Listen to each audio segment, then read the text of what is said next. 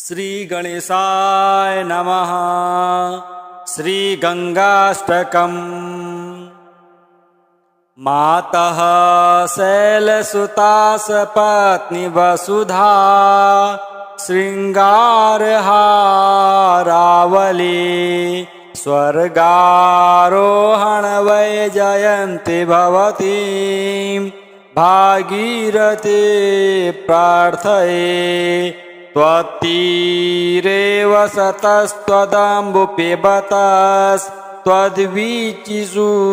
प्रेङ्खतस् त्वन्नाम स्मरतस्त्वदर्पितदृशः स्यान्मे शरीरव्ययः त्वत्तीरे तरुकोटरान्तर्गतो गङ्गे विहङ्गोवरम् त्वन्नीरे नरकान्तकारिणि वरं मत्स्योऽथवा कच्छपः नैवान्यत्र मदान्धसेन्दुर्घटा सङ्घट्टघण्टारणत् कारत्रस्तसमस्तवैरिवनिता लब्धस्तुतिर्भूपतिः उक्षा पक्षी तुरगौरगः कोऽपि वा वारुणो वा वारिणः श्याम जनन मरण क्लेशदुःखासहिष्णुः न त्वन्यत्र प्रविरलरणत्कङ्कणक्वाणमिश्रम् वारस्त्रीभिः समरमरुता विजितो भूमिपालः काकैर्निष्कुसितं स्वभिः कवलितं गोमायुभिर्लुण्ठितं स्रोतोभिश्चलितं तटाम्बुलुलितं वीचिभिरान्दोलितं दिव्यस्त्रीकरचारुचामरमरुत् संविज्यमानः कदा द्रक्ष्येऽहं परमेश्वरे त्रिपथगे भागीरथी स्वं वपुः अभिनवविषवल्ली पादपद्मस्य विष्णोर्मदनमथनमौलेर्मालती पुष्पमाला जयति जयपताका काप्यसौ मोक्षलक्ष्म्याः क्षपितकलिकलङ्का जाह्नवी न पुनातु एतत्तालतमालसालसरलव्यालोलवल्लीलतात् छन्नं सूर्यकरप्रतापरहितं शङ्खेन्दुकुन्दोज्ज्वलम् गन्धर्वामरसिद्धकिन्नरवधूत्तुङ्गस्तनास्फालितम् स्नानाय प्रतिवासरं भवतु मे गाङ्गं जलं निर्मलं गाङ्गं वारिमनोहारी मुरारी चरणच्युतं त्रिपुरारी शिरस्सारी पापहारी पुनातु माम् पापापहारि दुरितारि तरङ्गधारे शैलप्रचारि गिरिराज गुहाविदारे झङ्कारकारि हरिपादरजोपहारे गाङ्गं पुनातु सततं शुभकारि वारे गंगाष्टकं पठति यः प्रयतः प्रभाते वाल्मीकिना विरचितं सुभदं मनुष्यः प्रक्षाल्य गात्रकलिकल्मषपङ्कमासु मोक्षं लभेत् पतति नैव नरो भवाब्धौ मातः शैलसुता सपत्नी वसुधा श्रृंगारहारावली स्वर्गारोहण वै जयन्ति भवती भागीरथी प्रार्थये त्वत्तीरे वसतस्त्वदम्बु पिबतस्त्वद्वीचिषु प्रेङ्खतस् त्वन्नाम स्मरतस्त्वदर्पितदृशः स्यान्मे शरीरव्ययः त्वत्तीरे तरुकोटरान्तर्गतो गङ्गे विहङ्गोवरम् त्वन्नीरे नरकान्तकारिणि वरम् मत्स्योऽथवा कच्छपः नैवान्यत्र मदान्धसिन्दुर्घटा सङ्घट्टघण्टारणत् कारत्रस्तसमस्तवैरिवनिता लब्धस्तुतिर्भूपतिः उक्षा पक्षी तुरगौरगः कोऽपि वा वारुणो वा वारिणः श्याम जनन मरण क्लेश दुःखासहिष्णुः न त्वन्यत्र प्रविरलरणत्कङ्कणक्वाणमिश्रम् वारस्त्रीभिः समरमरुता विजितो भूमिपालः काकैर्निष्कुसितं स्वभिः कवलितं गोमायुभिर्लुण्ठितं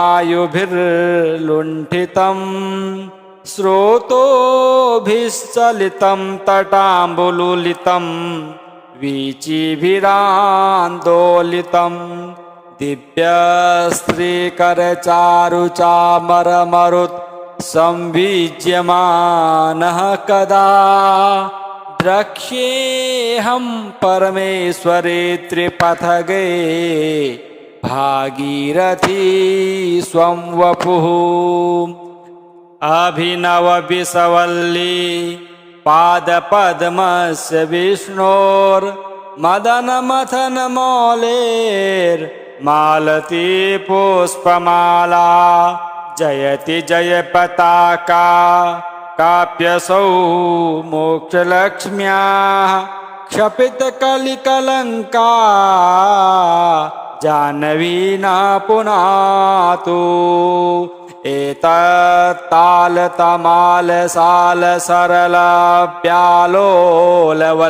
एतत्तालतमालसालसरलव्यालोलवल्लीलतात् छन्नं सूर्यकरप्रतापरहितं शङ्खेन्दुकुन्दोज्ज्वलम्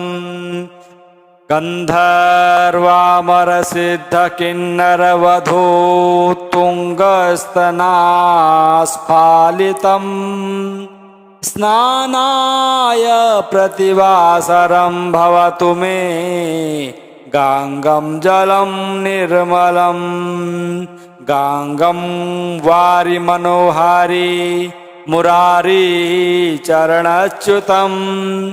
त्रिपुरारी शिरस्सारी पापहारी पुनातु मां पापापहारि दुरितारि तरङ्गधारे शैलप्रचारि गिरिराज गुहाविदारे झङ्कारकारि हरिपादरजोपहारे गाङ्गं पुनातु सततं शुभकारि वारे गङ्गाष्टकं पठति यः प्रयतः प्रभाते वाल्मीकिना विरचितं सुभदं मनुष्यः प्रक्षाल्य गात्रकलिकल्मषपङ्कमासु मोक्षं लभेत् पतति नैव नरो भवाब्धौ मातः शैलसुता सपत्नी वसुधा शृङ्गारहारावली स्वर्गारोहण वैजयन्ती भवती भागीरथी प्रार्थये त्वत्तीरे वसतस्त्वदम्बुपिबतस्त्वद्वीचिषु प्रेङ्खतस्त्वन्नाम स्मरतस्त्वदर्पितदृशः स्यान्मे शरीरव्ययः त्वत्तीरे तरुकोटरान्तर्गतो गङ्गे विहङ्गोवरम् त्वन्नीरे नरकान्तकारिणि वरं मत्स्योऽथवा कच्छपः नैवान्यत्र मदान्धसेन्दुर्घटा सङ्घट्टघण्टारणत् कारात्रस्तसमस्तवैरिवनिता लब्धस्तुतिर्भूपतिः उक्षा पक्षी तुरगौरगः कोऽपि वा वारुणो वा वारिणः श्याम जनन मरण क्लेश दुःखासहिष्णुः न त्वन्यत्र प्रविरलरणत्कङ्कणक्वाणमिश्रम् वारस्त्रीभिः समरमरुता विजितो भूमिपालः काकैर्निष्कुसितं स्वभिः कवलितं गोमायुभिर्लुण्ठितं स्रोतोभिश्चलितं तटाम्बुलुलितं वीचिभिरान्दोलितं दिव्यस्त्रीकरचारुचामरमरुत् संविज्यमानः कदा द्रक्ष्येऽहं परमेश्वरे त्रिपथगे भागीरथी स्वं वपुः अभिनवविसवल्ली पादपद्मस्य विष्णोर्मदनमथनमौलेर्मालती पुष्पमाला जयति जयपताका काप्यसौ मोक्षलक्ष्म्याः क्षपितकलिकलङ्का जाह्नवी न पुनातु एतत्तालतमालसालसरलव्यालोलवल्लीलतात् छन्नं सूर्यकरप्रतापरहितं शङ्खेन्दुकुन्दोज्ज्वलम् गन्धर्वामरसिद्धकिन्नरवधूत्तुङ्गस्तनास्फालितम् स्नानाय प्रतिवासरं भवतु मे गाङ्गं जलं निर्मलं गाङ्गं वारिमनोहारी मुरारी चरणच्युतं त्रिपुरारी शिरस्सारी पापहारी पुनातु माम् पापापहारि दुरितारि तरङ्गधारे शैलप्रचारि गिरिराज गुहाविदारे झङ्कारकारि हरिपादरजोपहारे गाङ्गं पुनातु सततं शुभकारि वारे गङ्गाष्टकं पठति यः प्रयतः प्रभाते वाल्मीकिना विरचितं सुभदं मनुष्यः प्रक्षाल्य गात्रकलिकल्मषपङ्कमासु मोक्षं लभेत् पतति नैव नरो भवाब्धौ मातः शैलसुता सपत्नी वसुधा शृङ्गारहारावली स्वर्गारोहण वै जयन्ति भवती भागीरथी प्रार्थये त्वत्तीरे वसतस्त्वदम्बुपिबतस्त्वद्वीचिषु प्रेङ्खतस्त्वन्नाम स्मरतस्त्वदर्पितदृशः स्यान्मे शरीरव्ययः त्वत्तीरे तरुकोटरान्तर्गतो गङ्गे विहङ्गोवरम् त्वन्नीरे नरकान्तकारिणि वरं मत्स्योऽथवा कच्छपः नैवान्यत्र मदान्धसेन्दुर्घटा सङ्घट्टघण्टारणत् कारत्रस्तसमस्तवैरिवनिता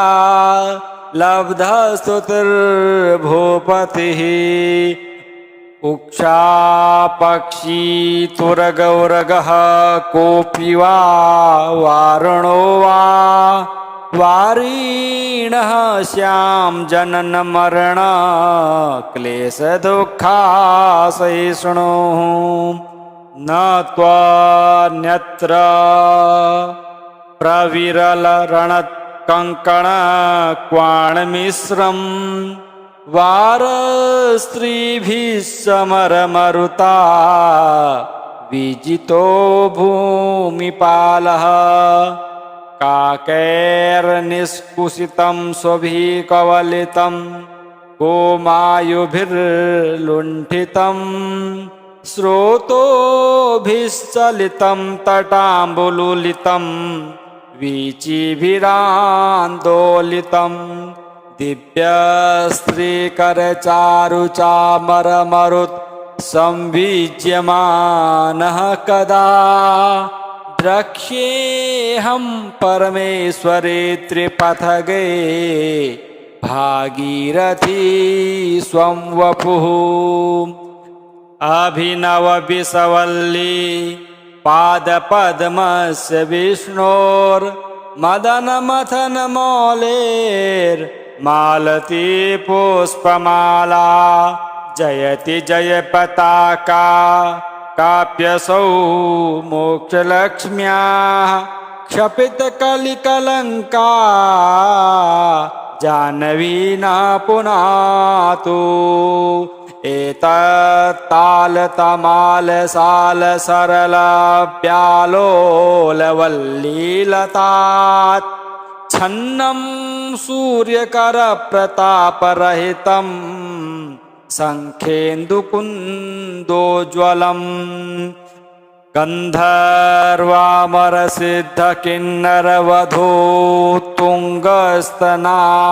गन्धर्वामरसिद्धकिन्नरवधूत्तुङ्गस्तनास्फालितम् स्नानाय प्रतिवासरं भवतु मे गाङ्गं जलं निर्मलं गाङ्गं वारिमनोहारी मुरारी चरणच्युतं त्रिपुरारी शिरस्सारी पापहारी पुनातु माम् पापापहारि दुरितारि तरङ्गधारे शैलप्रचारि गिरिराज गुहाविदारे झङ्कारकारि हरिपादरजोपहारे गाङ्गं पुनातु सततं शुभकारिवारे गङ्गाष्टकं पठति यः प्रयतः प्रभाते वाल्मीकिना विरचितं सुभदं मनुष्यः प्रक्षाल्य गात्रकलिकल्मषपङ्कमासु मोक्षं लभेत् पतति नैव नरो भवाब्धौ मातः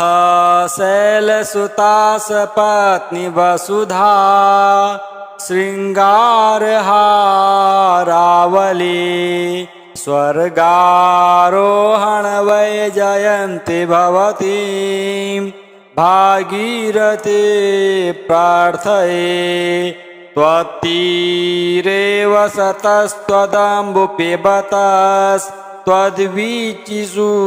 प्रेङ्खतस्त्वन्नाम स्मरतस्त्वदर्पितदृशः स्यान्मे शरीरव्ययः त्वत्तीरे तरुकोटरान्तर्गतो गङ्गे विहङ्गोवरम् त्वन्नीरे नरकान्तकारिणि वरं मत्स्योऽथवा कच्छपः नैवान्यत्र मदान्धसेन्दुर्घटा सङ्घट्टघण्टारणत् कारात्रस्तसमस्तवैरिवनिता लब्धस्तुतिर्भूपतिः उक्षा पक्षी तुरगौरगः कोऽपि वा वारुणो वा वारीणः श्यां जनन मरण क्लेशदुःखासहिष्णुः न त्वन्यत्र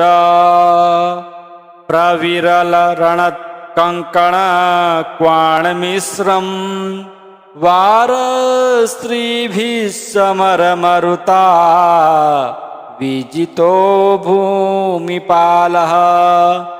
काकैर्निष्कुसितं स्वभिः कवलितं गोमायुभिर्लुण्ठितं स्रोतोभिश्चलितं तटाम्बुलुलितं वीचिभिरान्दोलितं दिव्यस्त्रीकरचारुचामरमरुत्